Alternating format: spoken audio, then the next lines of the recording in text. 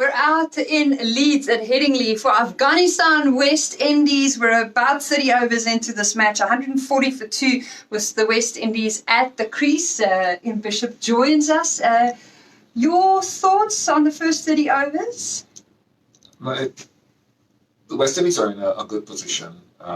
What I've seen so far is that it's a pitch that is starting to take some turns. So it's one of the reasons I think the West Indies would have chosen to bat first amongst others, because you don't want to be facing Afghanistan's spinners, Mujib and those guys, Nabi, Rashid, down at the back end of a game on a pitch that it isn't as dry as when Afghanistan played Pakistan. So the West Indies now need to give that final push. I think they'll be looking for another, I would think, 120 more. So you're talking about least 360 at least? No. 260. 260. Yeah, 260. Oh, sorry.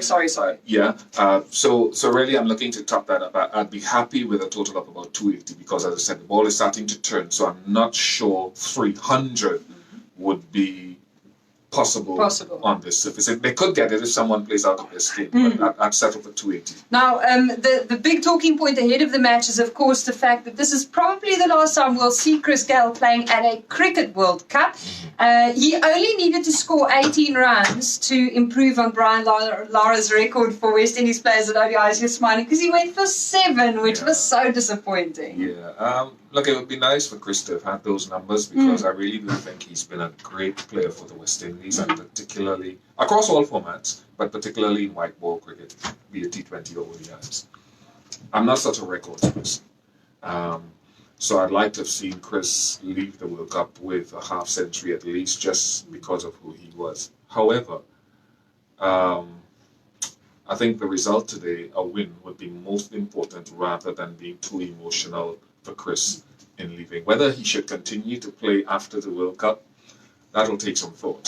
You're not going to give us an answer on that right now? Well, my own feeling is that I don't want to see Chris spoil his legacy. That's the thing. I don't want that. And it's every individual's right to choose when they leave, but I think you should always leave and have people wanting more of you, rather than people saying, why doesn't he leave now? That's the way I always view retirement.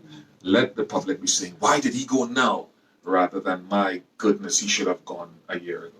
Speaking of wanting more from people, Evan Lewis came into the side. He got 58 off 78 balls. Unfortunately, he was there holding back a little in the beginning as the scoring was quite slow. Did he live up to your expectations? Yes and no. Look, I think Evan Lewis is so important to the West Indies team going forward, because I've seen he scored 176, I think it was, 2 years ago at the end of the British summer against England. And that showed what a dangerous player he can be. He can bat long, he can go quickly. I've been a little bit, I wouldn't say disappointed, but he hasn't played as often through injuries and stuff in the last year and a half.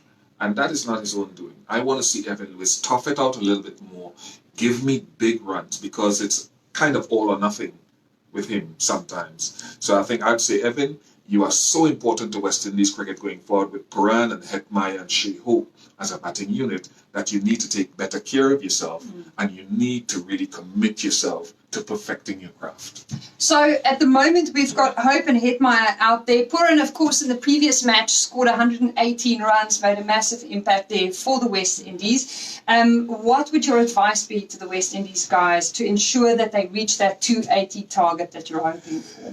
Well, they've got enough guys. I think they can attack Afghanistan seamers. I think they can really go after Gulbuddin Naik when he comes back, their left arm seamer as well. Just ensure that Rashid and Mujib in particular don't eat into their batting lineup, and then give that final kick in the last 10. Mujib hasn't taken a wicket yet, but his economy rate is phenomenal. He's sitting at 3.16. Yeah, but don't give him a wicket. So he's keeping it slow, but he hasn't taken any wickets. I don't mind if Mujib bowls his 10 for 45 or whatever. just don't give him wickets. Don't give Rashid any more wickets. He's already picked up one, I think. So as long as they don't eat into the middle order, I think the West Indies can give that push to get a minimum up to 70 to 80. Okay, well, there you have it. The word from Ian Bishop. We'll check in with you again as this match progresses.